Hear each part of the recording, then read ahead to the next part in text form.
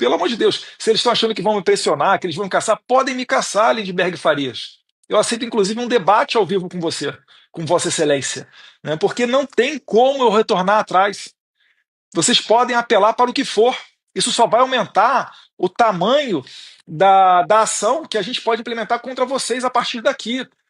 Enquanto isso, lá fora, os pobres bois de piranha do Itamaraty, servindo de escudo para Xander Clayson, foram de joelhos pedir clemência a Donald Trump.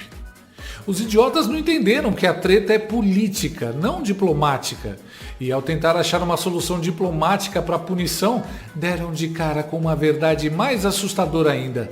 Não é só o Eduardo Bolsonaro que está causando esse barata voa no regime. Elon Musk e as Big Techs também estão dando apoio às sanções contra os tiranos do Bananil. Mas claro, a maior preocupação do regime, além de perseguir dissidentes, é passar para a população a ideia de que está tudo bem, nada fora do normal, e os togados estão tranquilos.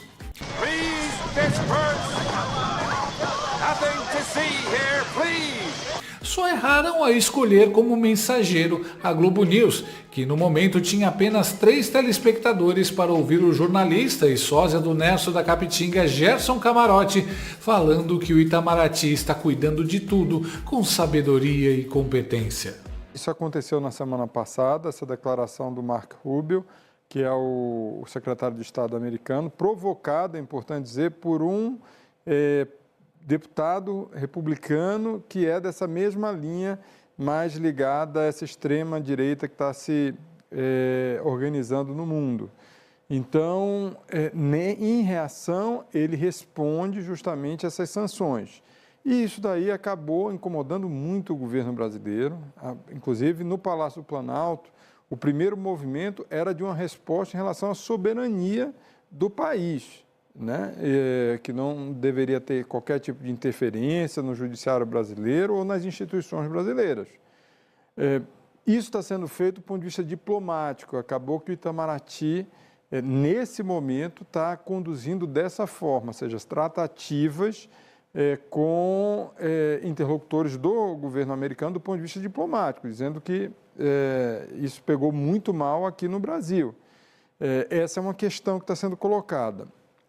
Isso acaba também motivando ainda mais esse pedido de investigação feita pela Procuradoria-Geral da República, porque isso fica muito claro na escrita do Procurador-Geral da República, Paulo Gonet, que é uma tentativa primeiro, de intimidação, ou seja, o Eduardo Bolsonaro está ali tratando com autoridades parlamentares dos Estados Unidos, algumas autoridades do governo, para tentar criar uma pressão em relação ao judiciário brasileiro e uma interferência de fato, que é uma tentativa de influenciar no julgamento em que ele tem interesse direto, porque é justamente o pai, o ex-presidente Jair Bolsonaro, que está na linha de julgamento por tentativa de golpe de Estado no Supremo Tribunal Federal, já virou réu no Supremo Tribunal Federal.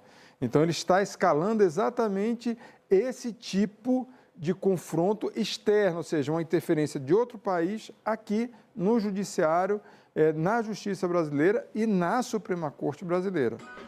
Pegou mal aqui no Brasil? Não pegou mal não. Na verdade, os brasileiros estão separando a picanha e preparando o churrasco para comemorar quando acontecer. Mano, o Itamaraty já tá chorando antes de apanhar. Imagine o medo que devem estar os possíveis atingidos. Sabe o que pegou mal de verdade? A fraude da entrada do Felipe Martins nos Estados Unidos.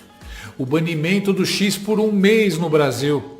O Lula chamando o Trump de nazista.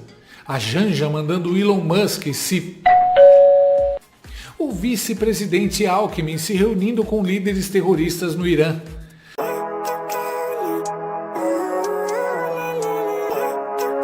O Itamaraty e a Globo fingindo que essas coisas não foram nada, enquanto tentam fazer os grandes líderes do regime do Bananil parecerem vítimas injustiçadas dos malvados Estados Unidos, são de um cinismo muito, mas muito burro. A prova de que essa narrativa não colou? Até a esquerdista Bloomberg riu do absurdo que é o inquérito contra Eduardo Bolsonaro.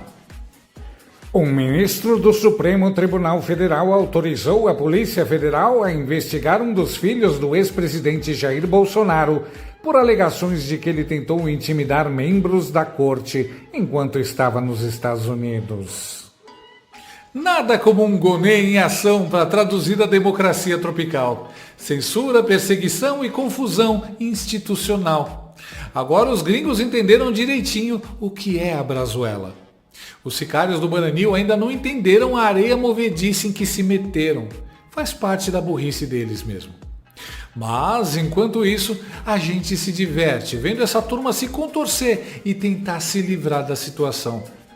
Assim como Gerson Camarote na Globo News, um jornalista Zé Ruela, que eu não sei o nome, tentou também meter na CNN essa história de não vai dar em nada. Mas não teve vida fácil e foi imediatamente rechaçado e humilhado pelo jornalista de verdade Caio Junqueira. Olha, eu não sei se vai chegar a algum lugar concreto. Agora, há muita preocupação por parte dos membros do Supremo Tribunal Federal com os desdobramentos, caso se aplique alguma lei restritiva. Agora, acredito que a diplomacia vai funcionar em algum momento e impedir que se chegue a uma situação dramática de punição a ministro do Supremo, porque, por outro lado, vai obrigar o próprio governo brasileiro a tomar também medidas duras contra os Estados Unidos. Então, acho que não interessa a ninguém o aprofundamento da crise. Não é impossível, mas é difícil que isso ocorra por conta das profundas relações econômicas, culturais e políticas que existem entre os dois países. Então, é um problema sério, mas eu acho que não vai chegar ao limite de uma punição ao ministro Alexandre de Moraes ou algum outro ministro do Supremo Tribunal Federal. Eu tenho a impressão de que, meio que o contrário, Murilo, eu tenho a impressão que vai sair alguma sanção para o Alexandre de Moraes, vai sair uma sanção para o Paulo Gonê. Eu tenho informação que foram entregues dossiês mesmo, assim, muitas informações sobre o curso do processo e vai de encontro também... Dossiês para os americanos. Isso, para os americanos, sobre a atuação do Gonê, do Fábio Schor, que é o delegado da Polícia Federal que investiga isso, e que seria no segundo semestre, antes mesmo da conclusão da trama golpista. Acho que o governo brasileiro não está preparado para enfrentar uma situação dessa, porque nunca enfrentou nenhum governo, muito menos o Supremo Tribunal Federal, que é acostumado... a não ter, por motivos óbvios, né, mas não tem ninguém acima do Supremo Tribunal Federal. Então, acho que vem algo forte,